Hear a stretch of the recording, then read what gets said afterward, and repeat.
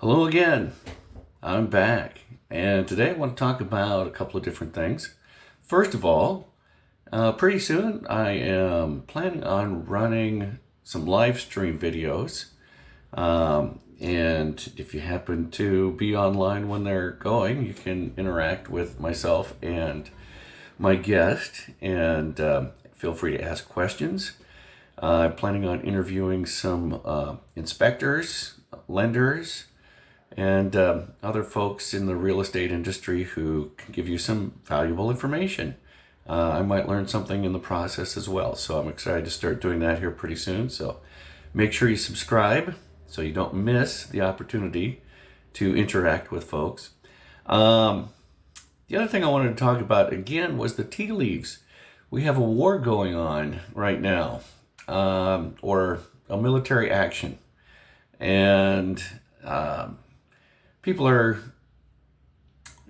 a little curious about how this is going to affect the market, and if this is a bad market or if this is a good market.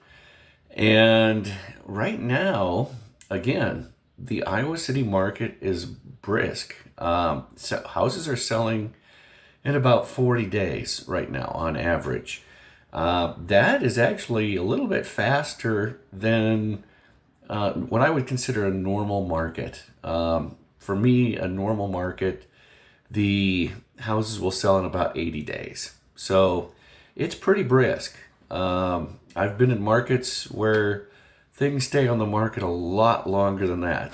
After the crashes we've had at the beginning of this century, there were some pretty tough days there.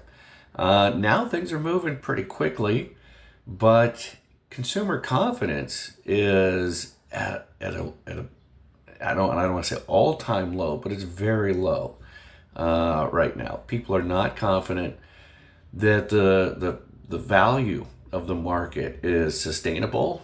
They don't know if it's going to go up or down. There's a lot of hesitancy out there, but there's still plenty of activity. It's a little strange. We have gas prices going up.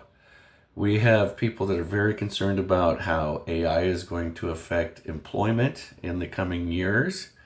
And there's a lot of uncertainty in the market right now. However, there are some good things happening. I do think that getting large corporations out of home ownership is going to be a lot better for regular people. Hopefully, we'll see the housing prices to get a little bit more competitive. To be honest, they've been inflated by the presence of these large corporations in the market that are offering more than what a typical buyer would offer. They want to beat the buyer out, and they're not really that interested in squeezing the, value out of that present property at this time. Now, some of these large corporations now are taking a beating because of this. And, there's a lot of people that are invested in these companies, and they're probably taking a beating for it. Government is amoral. If anything it does is going to affect some people positively and other people negatively. So there's no moral action of government. So you just kind of get the greatest good for the greatest number most of the time. Hopefully. Sometimes we get the greatest good for the fewest number a little bit more recently. But at any rate, it's really tough to read the tea leaves out there. What's going on with the market? What direction we're headed in? And honestly, right now, it's brisk. It may not stay that way for the rest of the year. It might suddenly slow down. I'm not expecting that. In fact, I'm expecting activity to even pick up more as the weather is warming up now. There's definitely plenty of activity out there right now. So if you're afraid of selling a property right now, that it's not going to sell very well or it's a really tough market, It's not. And you have every chance in the world of getting a good buyer relatively quickly right now. I would say if you're struggling to sell a property more than 40 or 50 days out there, take the hint. You got it overpriced. If it's priced right, it should sell in this market. It's just the way it is. The big secret in real estate is we're not magicians. We set the price, and if we've done our homework correctly, it'll sell pretty quickly. And a lot of times people, if it sells really fast, they say, well, shoot, should we pay you a full commission? Because, that was way too easy. You want it to be way too easy. You don't want it to sit there for 3 months and have to show it 100 times and clean up your house 100 times for those showings, only to get, kind of after you've lowered the price a few times, finally get it sold. That's frustrating. You don't want to pay me more if it takes me longer to sell your house. So what you really want is you want your realtor to put it on the market for a very competitive price, attract some buyers, and hopefully, honestly, it'd be better if another agent in office represents the buyer. I think it's more ideal when we can represent you 100% and give you all the tips and all the insights that our experience brings to the table. It is not uncommon, and I don't want to say that it's something you want to avoid necessarily. If you have a dual agency situation where your agent has found a buyer for you, that's not a bad thing. It's just not as ideal, because you would love it if the realtor was able to give you what could be confidential information that is learned. If it's a dual agency situation, obviously there's going to be confidential information that one party knows and the other party doesn't. And the realtor is going to find out, and that doesn't mean that they go and run and tell the other party what they know, because they're representing both sides. The confidentiality is a duty to both parties in those transactions. So it's not ideal. If you are represented by a realtor as a seller 100%, and your agent learns about something that's influential to negotiations, then I'm going to tell you about that. I'm going to make sure that you know what's going on.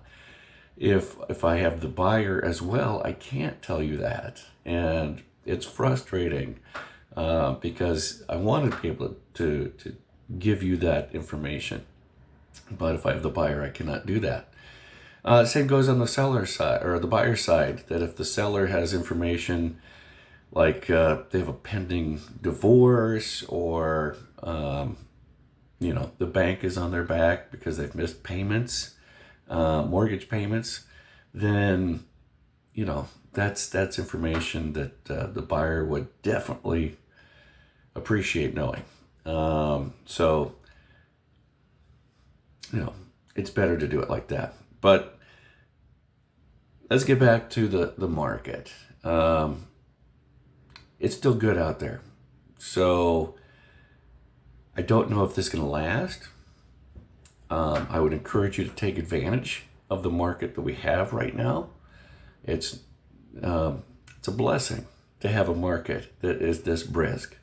It's not overly brisk. Houses aren't selling in 10 days or less, which I've had that happen too.